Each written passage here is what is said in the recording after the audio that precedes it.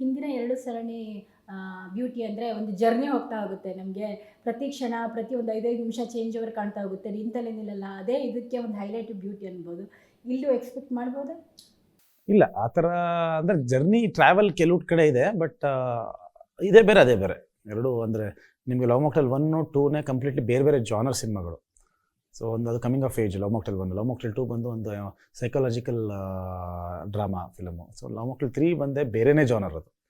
So ನಿಮಗೆ cinema ನೋಡೋದಾಗ ಗೊತ್ತಾಗುತ್ತೆ, completely ಬೇರೆ genre but with the same characters. Very nice. Already ಆಡಿಯನ್ಸ್ಗೆ ಒಂದು ಜಾಸ್ತಿ ಒಂದು ಮನಸ್ಸಿನಲ್ಲಿ ಕೂತಿರ್ತೀರ.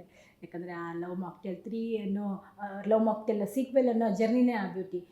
3 ಮೂಲಕ ನೀವು ಆಡಿಯನ್ಸ್ಗೆ ಏನು ಹೇಳೋಕ್ಕೆ ಇಷ್ಟಪಡ್ತೀರಿ ಜಾಸ್ತಿ? ಡೆಫಿನೆಟ್ಲಿ ಒಂದು ಅದ್ಭುತವಾದ ಚಿತ್ರ ಇದು. ನನಗೆ ವೈಯಕ್ತಿಕವಾಗಿ ತುಂಬಾ ಇಷ್ಟ ಆಗಿದೆ. ಫೈನಲ್ ಔಟ್ಪುಟ್ ಏನು ನಾನು ನೋಡಿದ್ದೀನಿ, ತುಂಬ ಇಷ್ಟ ಆಗಿದೆ. ತುಂಬ ಕಾನ್ಫಿಡೆಂಟಾಗಿ ನಿಮ್ಮ ಮುಂದೆ ಪ್ರೆಸೆಂಟ್ ಮಾಡ್ತಾ ಇದ್ದೀನಿ. ಡೆಫಿನೆಟ್ಲಿ ಲವ್ ಮಾಕ್ಟೇಲ್ನ ಯಾರ್ಯಾರು ಇಷ್ಟಪಟ್ಟಿದ್ರು ಅವ್ರಿಗೆಲ್ಲರಿಗೂ ಆ ಲವ್ ಮಾಕ್ಟೇಲ್ 3 ಕೂಡ ಒಂದು life time one of the favourite ಫಿಲಮ್ಸಲ್ಲೇ ಅದಿರುತ್ತೆ. ಈ ಪ್ರಾಮಿಸ್ ನಾನು ಮಾಡ್ತೀನಿ.